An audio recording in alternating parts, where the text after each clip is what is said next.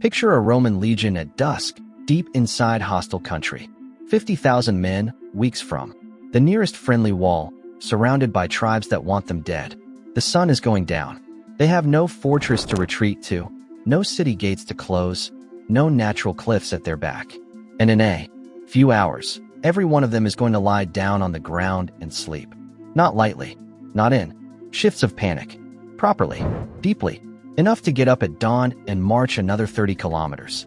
In armor, this should not be possible. An army asleep in enemy territory is an army waiting to be slaughtered. And yet for centuries, across 3 continents, Rome did it every single night and almost never lost a camp in the dark. The how is not luck. It is one of the most underrated engineering achievements in military history, and it started hours before the first soldier ever closed his eyes. The camp that arrived before the army.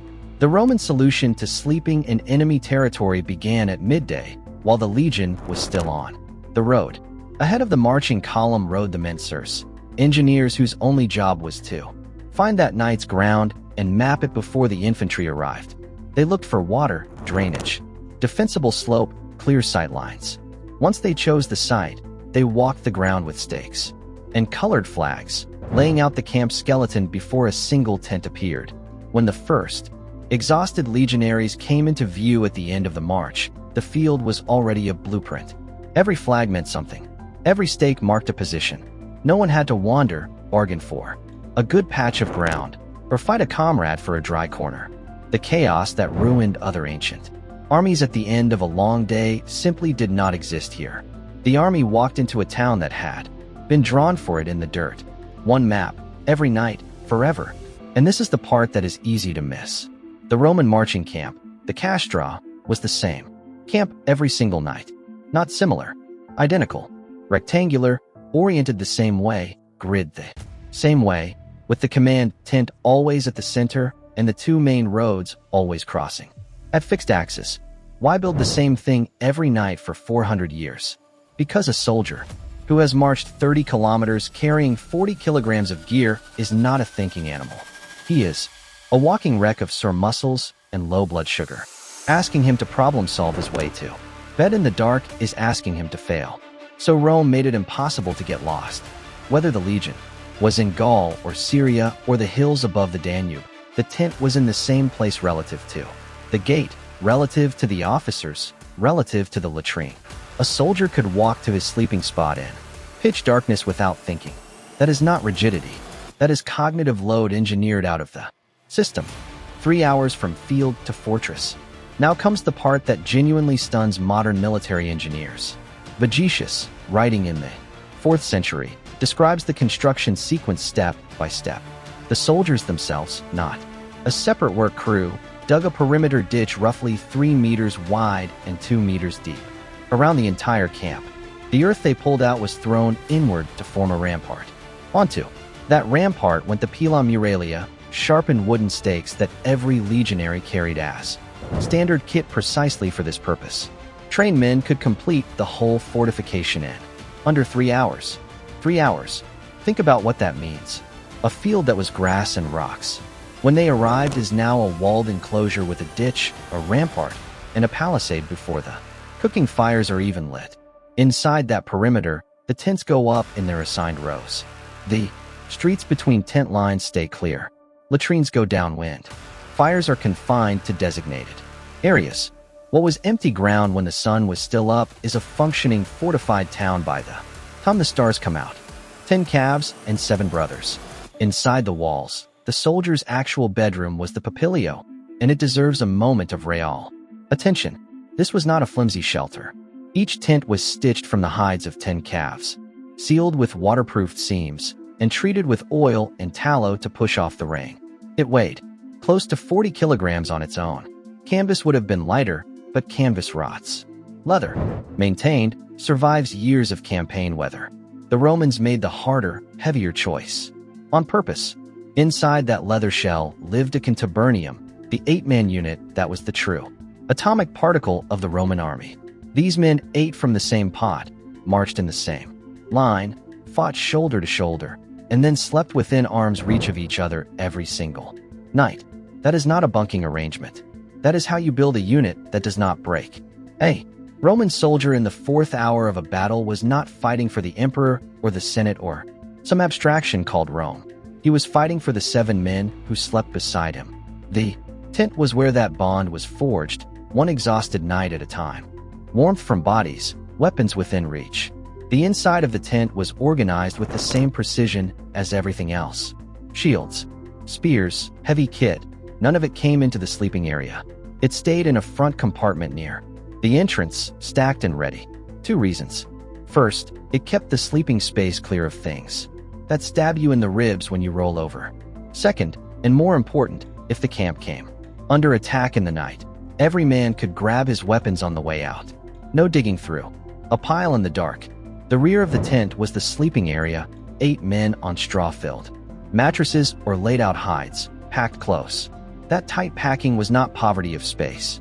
It was thermal engineering. 8 bodies inside a sealed leather shell generate serious heat. In a wool tunic and cloak, a Roman soldier could survive a northern European winter that would have killed a man sleeping alone. We know they still suffered. Writing tablets excavated at Vindolanda, the Roman fort on Hadrian's Wall, include letters from soldiers asking for more wool, socks, and warmer undergarments. They were cold, but they were not freezing to death. The system was working at the edge of what it was designed to handle, and it was holding 4 watches and the price of sleeping. Sleep itself was not trusted to happen. It was organized. The Romans divided the night into 4 watches, the vigiliae, each about 3 hours long. Every soldier stood 1 watch, which meant roughly 3 hours on guard and 6 hours of possible sleep. The rotation moved through the units, so no sentry drew the short straw twice in a row. And the watches were enforced with a system that makes modern military discipline look casual. The officer of the watch carried a wooden tablet, the tessera, inscribed with the knight's password. That tablet traveled from guard post to guard post through the darkness. At the end of the watch, the tablets were collected and counted. If one was missing, if a post could not produce the correct password, the investigation started before sunrise. And this was not a reprimand offense. Falling asleep on guard duty in the Roman army was a death sentence. Vegetius records the punishment. It was called fustuarium. The sleeping sentry was beaten to death by his own sentry, clubs in their hands. Every man participated. The logic was as cold as it was clear. A guard who sleeps risks every life in the camp, so every life in the camp takes part in ending his. The threat was not theoretical. Legal. Records confirm it was carried out, which is why the guard stayed awake. And because the guard stayed awake, the camp slept. The commander's lamp. Not everyone slept on a leather sheet between 7 other men.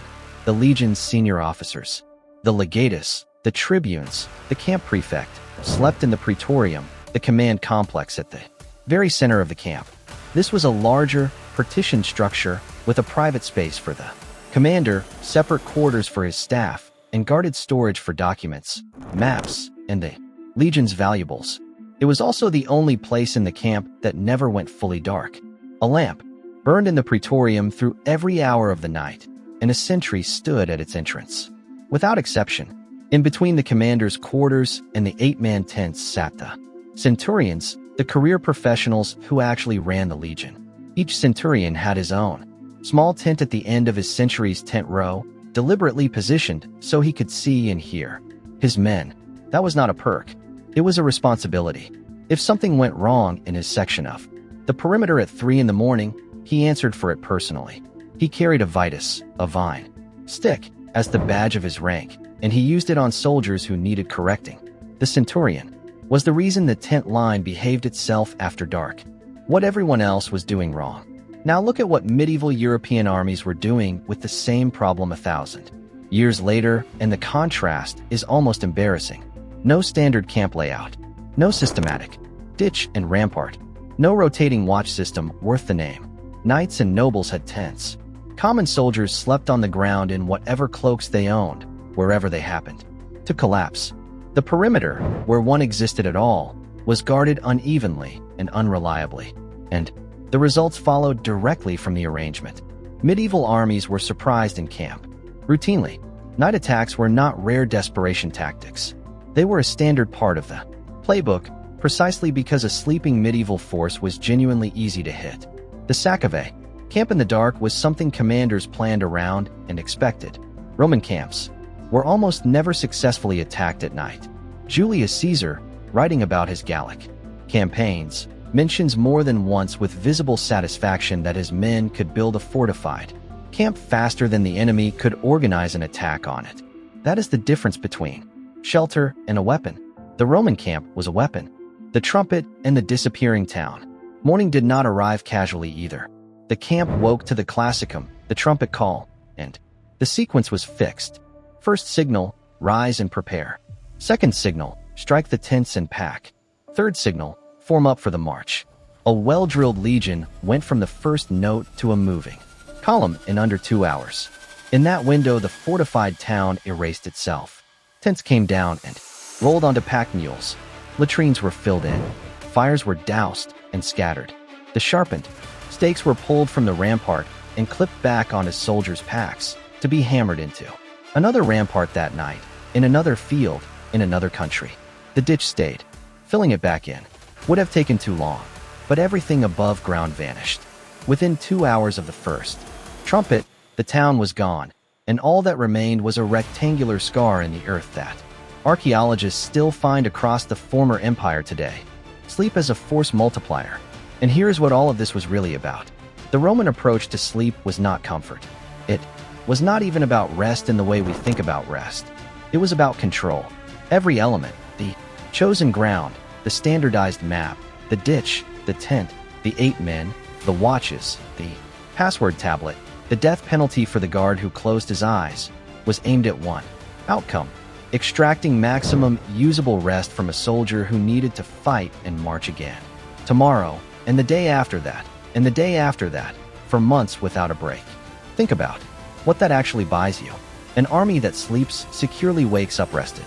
An army that wakes up rested marches further, fights harder, and makes sharper decisions when the pressure comes. Over a season, that difference compounds. Over a century, it builds an empire. The leather walls of a Papilio look small when you hold them in your hand. But every night of Real sleep a Roman soldier got inside them was an investment in the next day's fighting capacity, paid out in the only currency that mattered on campaign. The Roman camp was not luxury applied to warfare. It was engineering applied to the oldest enemy a soldier ever faces, which is his own exhausted body in the dark. Outro. So, which part of that night would have broken you first? The 3 hours of guard duty knowing fustuarium was the price of dozing off, the cramped leather tent with 7 other men, or the trumpet at the end of it all pulling you back onto the road before dawn? Drop your answer in the comments. And if you want to see what those same soldiers were eating before they rolled out their hides for the night, subscribe and stick around. The next episode walks straight into the Roman military kitchen,